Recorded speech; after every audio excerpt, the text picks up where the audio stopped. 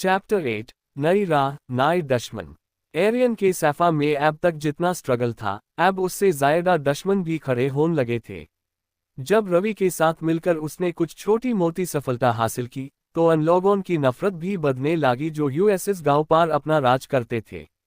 रवि की जमीन पार नजर डालने वाले लोग, जो कभी उसको डिबेक रखते थे, अब एरियन को भी अपनी राह में देखने लगे। एक रात, जब एरियन और रवि अपने छोटे घर के बाहर बैठकर अपने अगले कदम की बात कर रहे थे, एक नायाब दुश्मन सामने आया। प्रताप सिंह, एक लोकल पॉलिटिशियन जो अपने पावर और पेजन के दम पर सबको डरा के रखता था। उसने एरियन को देखकर कहा, यह जगह तुम्हारे जैसे बड़े घर के लोगों के लिए नहीं है। तुम्हारे पास जितने दिन बचे हैं, उतने में अपने सपने छोड़कर वापस अपनी दुनिया में चल जाओ, नहीं तो यह जमीन तुम्हारी कब्र बन जाएगी।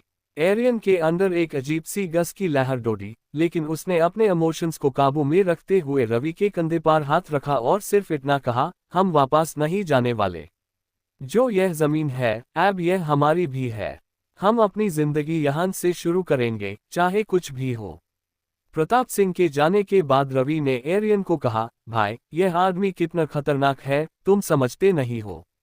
यह लोग अपने पावर के लिए किसी की जान ले सकते हैं। एरियन ने रवि की तरफ देखा और कहा, यह लड़ाई अब मेरी भी है। मैं इससे पीछे नहीं हटूंगा। इस फाइल के बाद एरियन के लिए दुश्मन और भी बढ़ गए, लेकिन उसने अपने सैफा को आगे बढ़ाने का फैसला पक्का कर लिया। Dash dash dash. चैप्टर 9 अंधेरे में किरण। एरियन और रवि ने मिलकर अपने काम को और ज्यादा मजबूत करने का फैसला किया।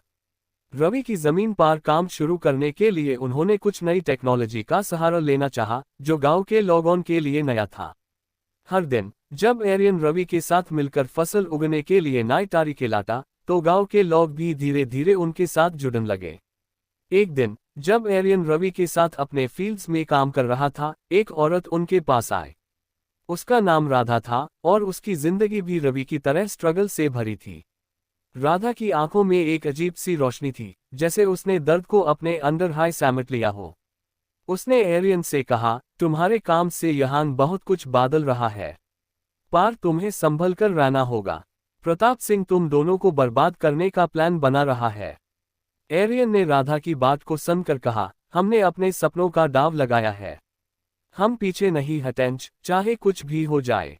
राधा की आंखें भर आए, लेकिन उसने अपना जज्बा नहीं खोना दिया। तुम दोनों इस गांव की उम्मीद हो, लेकिन प्रताप सिंह को हराना आसान नहीं होगा। उसके पास पैसे और लोगों का सपोर्ट है। एरियन को अब समझ आ गया था कि ये सिर्फ एक जमीन की लड़ाई नहीं थी, बल्कि एक जिंदगी और मौत का खेल बन गया था। लेकिन राधा की बातें सुनकर उसके दिल में एक छोटी सी किरण जागी थी। शायद उसके सपने सिर्फ उसके नहीं थे, बल्कि उन सब लोगों के थे जो उसके साथ खड़े हो रहे थे। Dash dash dash. चैप्टर 10 प्यार और यूं।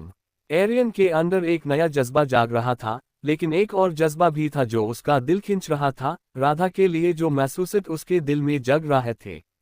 हर दिन, जब वो उसके साथ काम काटा, उसके चेहरे का दर्द और उसकी आंखों की रोशनी एरियन के दिल के अंदर कुछ बदलने लगी थी।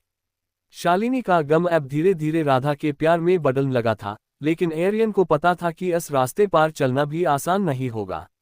एक रात, जब एरियन और रवि अपनी छोटी सी कुटिया में बैठकर आगे की प्लानिंग कर रहे थे, राधा उन्हें देखने आए। उसकी आंखों में थकान थी, लेकिन एक जज्बा भी था जो एरियन को डर से महसूस होता। उस रात एरियन ने पहली बार राधा को अपने दिल की बात बताने का फैसला किया। राधा, तुम्हारा साथ मेरे लिए अब सिर्फ काम का नहीं रहा। तुमने जो दर्द सह है, वो तुम्हारी ताकत बन गया है, और मैं तुम्हारी इस ताकत के बिना अपने सपने पूरे नहीं कर सकता, आर्यन ने धीरे से कहा। राधा ने आर्यन के चेहरे की तरफ देखा, लेकिन कुछ नहीं कहा। उसकी आंखें सब कुछ कह रही थी, लेकिन उसके होठ चुप रहे। उसने आर्यन का हाथ अपने हाथ में लिया और कहा, हम दोनों के सपने अब एक हो गए हैं एरियन, लेकिन ये सफर सिर्फ प्यार का नहीं, ये जंग भी है।